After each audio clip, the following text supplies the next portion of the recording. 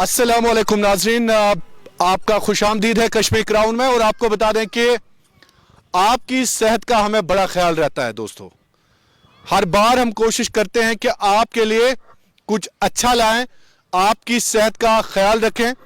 और आज हम बात करेंगे एक मरतबा फिर उन बच्चों के हवाले से जो बच्चे जन्म से ही ना सुनते हैं ना बोल पाते हैं, और पेरेंट्स खासकर उनके जो लगते जिगर हैं, जब वो इन बच्चों को इस तरह से देखते हैं तो वो बहुत ज्यादा परेशान होते हैं।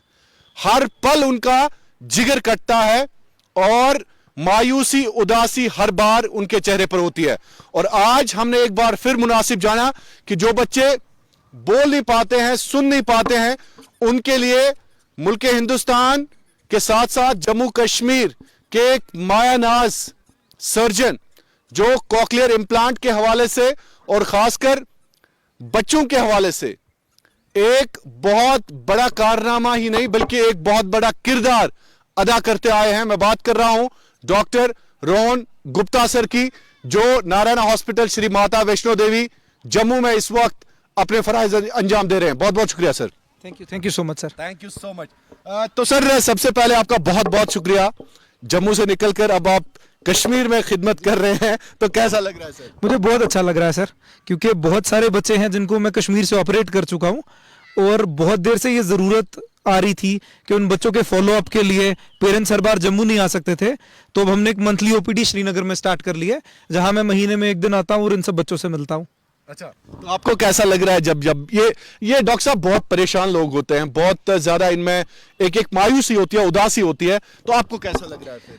मुझे सर जब भी मैं ऐसे पेरेंट्स से मिलता हूं, पहले तो मतलब पेरेंट्स एक स्टेट ऑफ शॉक में होते हैं। जैसे ही किसी पेरेंट को पता चलता है कि मेरा बच्चा सुन नहीं रहा और ये कारण है जिसके कारण वो बोल नहीं रहा और इसका इलाज एक सर्जरी से किया जाएगा, एक इम्प्लांट का इलेक्ट्रॉनिक डिवाइस अंदर डाला जाएगा, तो वो एक स्टेट ऑफ शॉक में होते हैं और उनकी एक्सेप्टेंस इस चीज की बहुत कम होती है।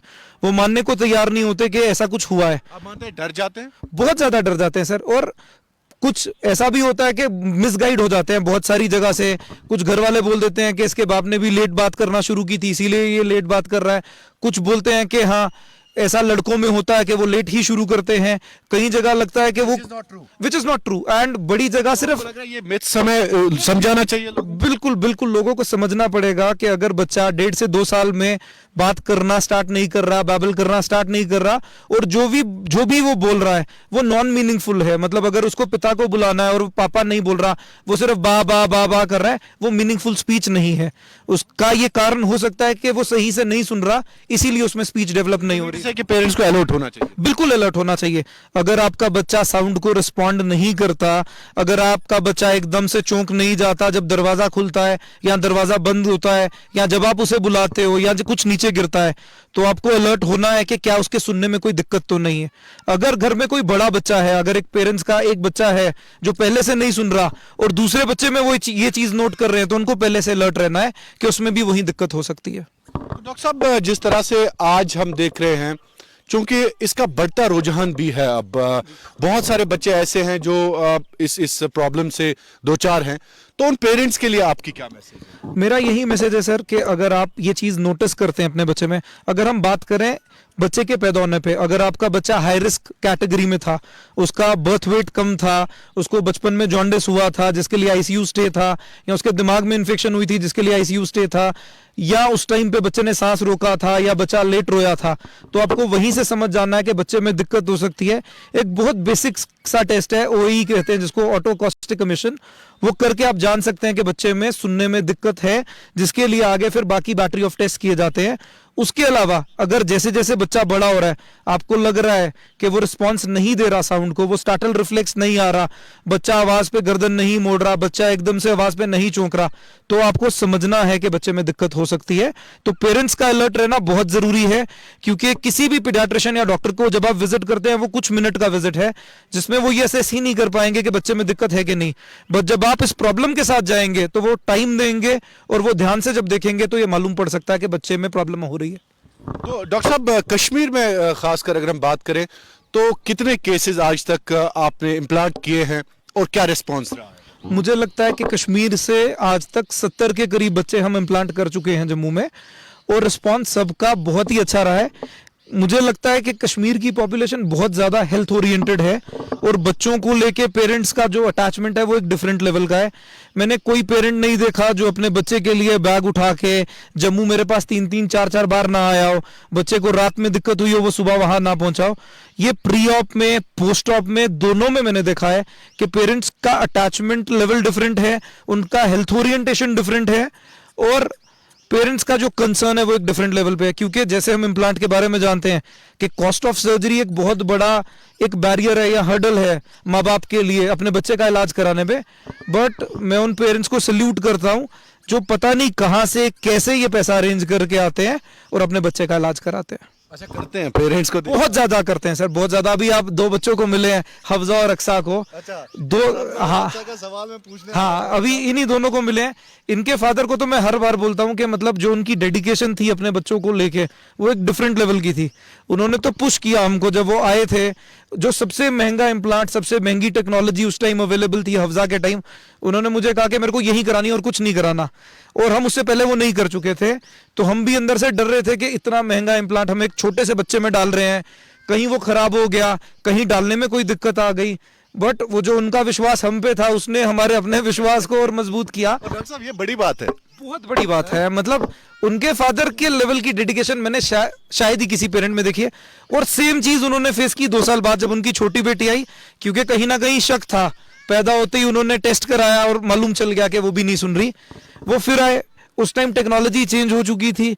उन्होंने मुझे कहा कि सर इसमें वो करनी है। मैंने कहा वो और महंगी है। तो बोला कल को ये बड़ी होगी बोलेगी उसके टाइम पे आपने वो वाली की थी, मेरे टाइम पे आपने वो क्यों नहीं की। आप फादर ने बोला और बोला मैं वही करूंगा जो लेटेस्ट है, और उन्होंने फिर इम्प्लांट कराया। मतलब एक पेरेंट के लिए स्पैन ऑफ 2 इयर्स में इतने पैसे इकट्ठे करना, दोनों बेटियों के लिए ये करना, क्योंकि कहीं ना कहीं हम बात करें ना करें बट वो बायस रहता है पेरेंट्स के मन में कि बेटी। बट मैंने उनके फादर के मन में ये चीज कभी भी नहीं देखी। कभी उन्होंने ये नहीं सोचा कि बेटा नहीं है तो मैं नहीं करूंगा, बेटी है बेटा है, कोई डिफरेंस नहीं था। जो लेटेस्ट टेक्नोलॉजी है कितनी भी महंगी है मैं करूंगा, और मैं अपने बच्चे के लिए कर रहा हूं। और अभी हम मिले थे पिछले साल, जब मिले थे तो उन्होंने बोला कि मैं उन पैसों को भूल गया, और जब मैं अपने बच्चों की वो नॉर्मल लाइफ देखता हूं तो मुझे नहीं लगता कि मैंने कुछ खर्च भी किया। आपको कितनी खुशी मिलती है? हफ्सा की आपने बात की, जो पुलवामा की बात आप कर रहे हैं, तो आपको कितनी खुशी मिलती है जब आप इन बच्चों को बोलता हुआ? अरे मैं बहुत खुश होता हूँ सर।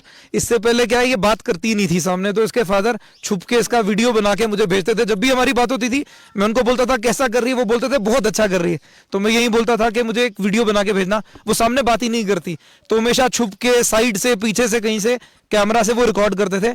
आज क्योंकि मैं श्रीनगर आ रहा हूं हर महीने मुझे बच्चे दिख रहे हैं जिनको हमने ऑपरेट किया साल पहले, 6 महीने पहले।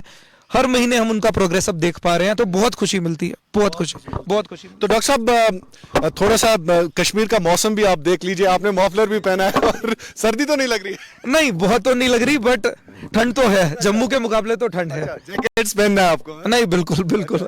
चलिए, तो डॉक्टर साहब ये भी बता दीजिए कि महक एक लड़की है जिनका ताल्लुक भी शायद साउथ कश्मीर से ही है, तो वो पोस्ट लिंगुअल शायद आपने उनको ऑपरेट किया है, सर्जरी की है, तो ये बता दीजिए एज भी मैटर करती है क्या? जी सर, देखो प्रीलिंगुअल में एज डेफिनेटली मैटर करती है। प्रीलिंगुअल बहरापन हो गया कि बच्चा सुनता नहीं था, नहीं सुन पाने के कारण बच्चा स्पीच डेवलप नहीं किया, तो ऐसे बच्चों में एज का इंपॉर्टेंट बहुत ज्यादा है। क्योंकि जितना छोटा हम बच्चे को ऑपरेट करेंगे, जितनी कम उम्र में हम बच्चे को ऑपरेट करेंगे, उतनी जल्दी हम उसकी सेंस ऑफ हियरिंग वापस रिस्टोर करेंगे।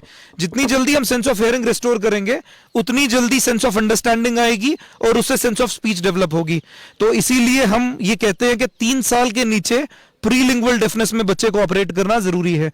बट अगर हम पोस्टलिंगुअल डेफनेस की बात करें कि बच्चा सुनता था, किसी कारणवश वो बोलता भी था, बट किसी कारण से उसने आहिस्ता आहिस्ता ग्रेजुअली अपनी हियरिंग लूज कर दी, अचानक या आहिस्ता आहिस्ता। पहले 60% का नुकसान हुआ, फिर 80% का हुआ, फिर 100% का हुआ। बच्चा मशीन भी लगा रहा था पर वो स्पीच डेवलप कर चुका है। ऐसे बच्चों में एज का कोई उतना नुकसान नहीं होता, क्योंकि जो इंपॉर्टेंट चीज है दिमाग में, जो बोलने का सेंटर है, जो अंडरस्टैंडिंग का सेंटर है, वो डेवलप कर चुके हैं और बच्चे ने अभी ये चीज लूज की है, तो हम उसको लेट उम्र में भी, बड़ी उम्र में भी रिस्टोर करेंगे तो बच्चा बिल्कुल नॉर्मल हो जाता है। जैसे महक की बात करें, महक एक बच्ची है जिसने प्रोग्रेसिवली अपनी हेयरिंग पावर लूज की। वो हेयरिंग एड यूज करती थी, इनिशियली उसे फायदा मिल रहा था, बट अब एक ऐसा स्टेज आ गया जब उसको हेयरिंग एड से सुनना बंद हो चुका था, तो उसके कारण स्कूल में वो आगे नहीं कर पा रही थी, कंटिन्यू करना मुश्किल हो रहा था, वो लिप रीडिंग पे आ रही थी। तो उसके फादर को जैसे ही पता चला, वो किसी बच्चे से मिले जिसने हमारे यहाँ पे इम्प्लांट किया था, वो हमारे वहाँ आए और उसको एक रेयर डिफॉर्मिटी थी जिसको IP2, इनकम्प्लीट पार्टीशन 2 डिफॉर्मिटी बोलते हैं। तो हमने वो देखा, उसके स्कैन्स के हिसाब से हमने उसका इम्प्लांट चूज किया, उसका इलेक्ट्रोड चूज किया और हमने उसको ऑपरेट किया। और आज मैं उसको देख रहा हूँ और वो बोल रही है कि मैंने आर्ट्स रखा है और मैं अच्छे से कंटिन्यू कर रही हूँ स्कूल। तो बहुत खुशी, आपको भी खुशी मिलती है? बहुत खुशी मिलती है। अच्छा डॉक्टर साहब, ये जम्मू जाना जरूरी है, यहाँ पे डेरा डालिए जनाब, हम आपका वेलकम करते हैं जनाब। सर अगर हम सर्जरी की बात करें, मतलब OPD तो डेफिनेटली मैं यहाँ कर सकता हूँ, क्योंकि जो भी चाहिए मैं उठा के ला सकता हूँ। बट अगर हम सर्जरी की बात करें, पहले हम सब जानते हैं इन्हीं सर्जरीज के लिए लोग बाहर जाते थे, दिल्ली जाते थे, चंडीगढ़ जाते थे, बॉम्बे जाते थे, क्योंकि हमारा विश्वास नहीं था कि जम्मू में ऐसी सर्जरी हो सकती है। But Shri Mata Vaishno Devi shrine board ने और नारायणा चेन ने मिलके जो एक हॉस्पिटल बनाया है, जब मैं भी यहाँ ज्वाइन किया था मुझे यकीन नहीं था कि मैं यहाँ पे कॉकलियर इम्प्लांट कर सकता हूँ। बट जब मैंने वहाँ 6 महीने 8 महीने काम किया, मुझे लगा कि इससे बेहतर सेटअप मुझे नहीं लगता कहीं पे भी होगा जहाँ पे इम्प्लांट सर्जरी की जा रही है पूरे देश में। मतलब जितना किसी भी इम्प्लांट सेंटर में सहूलियत है, उतनी सहूलियत हमारे इम्प्लांट सेंटर में है। और दूसरा क्या है कि हम बहुत छोटे बच्चों को ऑपरेट कर रहे हैं। और अब श्रीनगर से ही अगर मैं बात करूं, हमने 10 महीने के बच्चे का बायलैटरल सर्जरी किया है, हमने दोनों कानों को सेम सिटिंग में ऑपरेट किया है। तो जब आप इतने छोटे बच्चों को आप ऑपरेट करते हैं, 4 घंटे का सर्जरी करते हैं, तो आपको ये चाहिए कि पोस्ट ऑपरेटिव पीरियड में बच्चे को कोई दिक्कत ना है। मैं तो जाके इम्प्लांट डाल आया, बट बच्चे को बाद में कोई नुकसान ना हो, कोई दिक्कत ना है। तो मुझे लगता है वो जो सेटअप है हमारा, वो हमारी बैकबोन है। तो इसीलिए ऑपरेटिव प्रोसीजर के लिए तो हम डेरा नहीं डाल पाएंगे, बट OPD के लिए तो हम आते रहेंगे। OPD के लिए तो OPD आपका क्या शेड्यूल रहता है OPD का? हमने सर प्लान किया है कि 1 मंथ हम यहाँ आएंगे, जिन भी बच्चों को हमने ऑपरेट किया हम उनका फॉलोअप लेंगे, हम उनका प्रोग्रेस देखेंगे, उनकी कोई भी प्रॉब्लम है, उनको किसी भी प्रकार की कोई समस्या आ रही है, उसको सुनेंगे और उसको एड्रेस करेंगे। और कोई भी नया बच्चा जो पहले यहाँ इलाज कर रहा है, जिसको लग रहा है कि शायद वो सही डायरेक्शन में पुश नहीं हो रहा, शायद उसको हेयरिंग एड से पूरा फायदा नहीं मिल रहा, फिर भी उसे बोला जा रहा है कि ये महंगा हेयरिंग एड है, इससे वो सुनेगा, या ऐसा है कि उनको लग रहा है कि हेयरिंग एड से फायदा तो मिल रहा है बट उतनी इंप्रूवमेंट नहीं आ रही जो आनी चाहिए, तो उन बच्चों को हम मिलेंगे, उनका सारा रिकॉर्ड देखेंगे, सारी चीजें देखेंगे और जो भी उनके लिए अप्रोप्रिएट है, चाहे वो हेयरिंग एड है चाहे कॉकलियर इम्प्लांट है, उसकी तरफ गाइड करेंगे। डॉक्टर साहब लास्ट पे मेरी तरफ से भी आपको शुक्रिया और माता वैष्णो देवी हॉस्पिटल को भी शुक्रिया, क्योंकि मैक के फादर ने हमें बताया था अपने प्रोग्राम में कि उनको 8 लाख रुपए का खर्चा जो है वो हॉस्पिटल ने बर्दाश्त किया। जी, मैं बताना चाहूंगा कि श्री माता वैष्णो देवी श्राइन बोर्ड हमेशा जो भी फैमिलीज बिलो पॉवर्टी लाइन को बिलोंग करती हैं, जिनके पास एक वैलिड BPL कार्ड है, उन केसेस को स्क्रूटिनाइज करता है और जो भी बच्चे डिजर्विंग हैं, जिनको आगे फायदा मिल सकता है, उनको मदद करता है। अभी पिछले साल बोर्ड ने कम से कम 16 से 18 बच्चों को कॉकलियर इम्प्लांट फंड किया है, जिसमें ऐसा भी नहीं कि बिल्कुल बेसिक इम्प्लांट फंड किया है, एक अच्छा इम्प्लांट जिसमें एक ऑफ द ईयर प्रोसेसर है, क्योंकि हम बहुत सारी बच्चियों को ऑपरेट कर रहे हैं तो पेरेंट्स का कंसर्न रहता है कि वो दिखना नहीं चाहिए, तो एक छोटा सा प्रोसेसर है जो बालों में पीछे आ जाता है, जो दिखता नहीं है और हेयर लाइन में पूरा कवर हो जाता है, तो उसके साथ दिया है। और जो भी पेशेंट BPL कैटेगरी में है, बोर्ड हमेशा से उनको सपोर्ट करता है। फर्क नहीं है राम रहीम का? बिल्कुल कोई फर्क नहीं है सर, कोई फर्क नहीं है। चलिए बहुत बहुत शुक्रिया, thank you so much sir, thank you so much. मैं बड़ा मुतासिर हुआ और सर मैं आना चाहता हूँ ये श्री माता वैष्णो। बिल्कुल सर, हाँ definitely we would want you to come, क्योंकि लास्ट मैं इंप्रेस हो गया। नहीं सर, जो लास्ट इंटरव्यू हम बोलना चाहते थे आपको, मैंने आपको अभी बताया भी कि जो हमारा लास्ट इंटरव्यू हुआ था आपके साथ जब हमने फर्स्ट OPD की थी, फर्स्ट और सेकंड OPD के बीच में हमारे पास बहुत सारे पेशेंट्स आए जिन्होंने बोला कि हमने कश्मीर क्राउन पे आपका इंटरव्यू देखा था, हमने शाहिद इमरान जी की बात सुनी थी, तो वो पूरा रिकॉर्ड लेके आए और वो कहीं ना कहीं मिसगाइड हो रहे थे। मतलब वो ज़ियारत पे जा रहे हैं, चद्दर चढ़ा रहे हैं, मन्नत मांग रहे हैं और उम्मीद कर रहे हैं चीजें नॉर्मल हो जाएंगी, और जब उन्होंने ये सुना कि इसमें एक टाइम फ्रेम है जब आपको इंटरवीन करना है, the keys to catch them early, operate them early and rehabilitate them early, जितना जल्दी हम सब कुछ करेंगे उतना ही चांस है कि बच्चा नॉर्मल हो जाएगा। बस वो आपके इंटरव्यू से बहुत सारा फायदा बहुत सारे परिवारों को हुआ, तो हम तो चाहेंगे कि आप वहां आए, आप वो एक रियलिस्टिक पिक्चर दिखाएं सबको। जरूर जरूर, नहीं मैं सलाम करना चाहूंगा वहां पे उस हॉस्पिटल को और उसके मुंतजमीन को और आप जैसे डॉक्टर्स को जी, थैंक यू। जो हमारे बच्चों का ख्याल रखते हैं। और दोस्तों ये हॉस्पिटल जो है, believe me, I have met so many people around जिनने मुझे कहा है कि श्री माता वैष्णो देवी हॉस्पिटल जाके उनके बच्चों की जिंदगियां अल्लाह के बाद डॉक्टर्स ने बचाई, और जिस तरह से वो फैमिलीज बहुत खुश हैं, बहुत खुश हैं। आपका बहुत बहुत शुक्रिया, अल्लाह आपका हामी और नासिर। Thank you so much.